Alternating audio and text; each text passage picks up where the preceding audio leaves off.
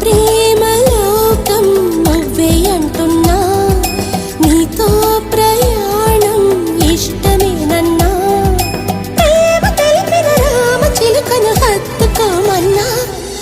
చెప్పాలనుంది చిన్న మాటైనా, ఆగనంది దాగనంది లోలోన, ఇన్నాళ్ళ నుండి ఉన్న మాటైనా, ఇప్పుడేగా చెప్పమంది ప్రేమైనా.